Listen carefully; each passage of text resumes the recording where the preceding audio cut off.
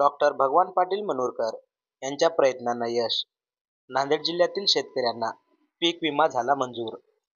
उमरी तालुक्यातील मौजे मनूर येथील रहिवासी डॉक्टर भगवान पाटील मनूरकर यांनी नांदेड जिल्हाधिकारी, जिल्हा व तालुका कृषी अधिकारी व पीक विमा कंपनीच्या प्रतिनिधीमार्फत नांदेड जिल्ह्यातील शेतकऱ्यांना पीक विमा मंजूर व्हावा या दृष्टिकोनातून शासनाकडे अनेक वेळा पाठपुरावा केला होता व न्यायालयात सुद्धा धाव घेतली होती.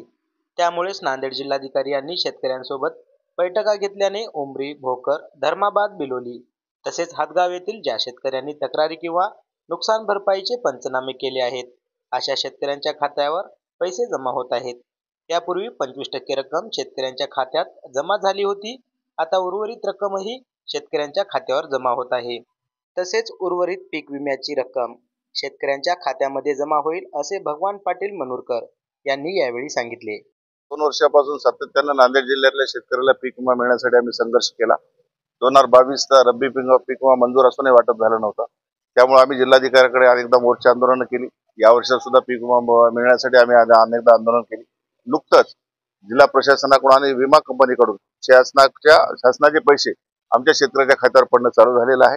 जिल्ह्यामध्ये सन्माननीय मी जिल्हाधिकारी साहेबांच्या ठिकाणी प्रथमतः आभार मानतो की त्या माणसामुळे आम्हाला पहिल्यांदा 25% वाटप म्हणजे 311 कोटी रुपये मिळाले आणि आता जवळपास 400 ते 500 कोटी रुपयाचं वाटप जिल्ह्यातील 16 तालुक्यामध्ये सुरू झालं. त्यामध्ये प्राधान्य ज्या तालुक्याचे 5 पंचनामे झाले होते त्याच्यामध्ये उमरी, धर्माबाद, भोकर, बिलोल आणि हातगाव ह्या 5 तालुक्याचा वाटप आता चालू झालेला आहे. अक्षरशः आमच्या उमरी तालुक्यामध्ये गावामध्ये दिवाळीसारखं वातावरण झालं.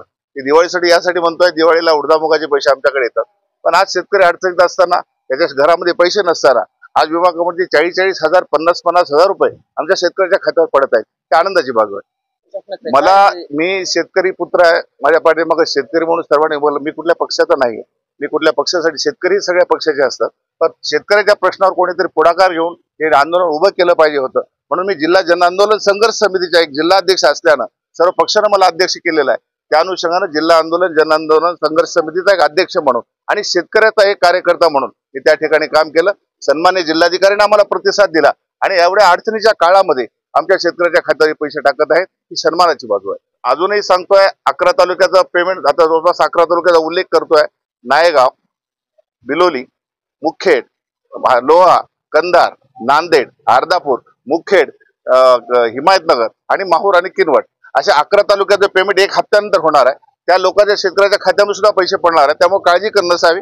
मी कंपनीच्या विरोधामध्ये नाही, कंपनीला पैसे दिल्याशिवाय आम्ही बसणार नाही. जिल्हाधिकारी माझ्यासोबत आहे आणि आमच्या शेतकऱ्याच्या हक्काचे पैसे आहेत. ज्यांनी विमा भरला, ज्या शेतकऱ्याच्या पिकाचं नुकसान झालं त्यांना पैसे मिळणं ही काळाची गरज होती आणि आम्ही संघर्षातून हे पैसे मिळवून घेतले. याचा फार मोठा आम्हाला अभिमान आहे, आनंद आहे. मी सांगेल पीक विमा शेतकऱ्यासाठी आवाहन करतोय. आज आणि उद्या अजून 2 दिवस पीक विमा भरण्यासाठी मुदत आहे.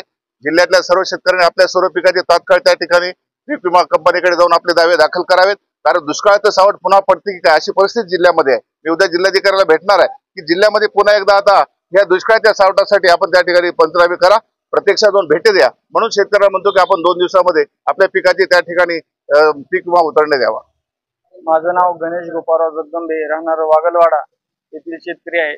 आम्हाला आमच्या या सर्व ठिकाणी जवळपास जिल्ह्याला पीक विम्याचा लाभ भेटलेला आहे. ह्या संघर्षामध्ये आमचे भगवान पाटील सुद्धा होते. सगळ्यांनी सपोर्ट केल्यामुळे शेतकऱ्यांना लाभ भेटला व या लाभामुळे सगळे शेतकरी आनंदित व खुश आहेत. मला जो 10,000 रुपये हेक्टरी पडलेत, अजून काय पडतील याचा अंदाज आहे.